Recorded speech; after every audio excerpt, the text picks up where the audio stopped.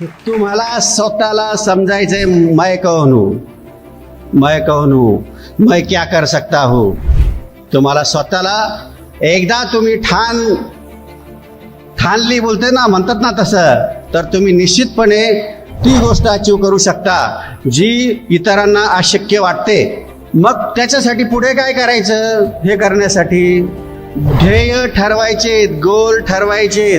मग आता goal setting करताना हा सुद्धा एक रिसर्च आहे, सर्वे आहे. 100 विद्यार्थ्यांपैकी, 100 लोकांपैकी किती टक्के विद्यार्थी गोल ठरवतात? 84% लोक गोल ठरवत नाही.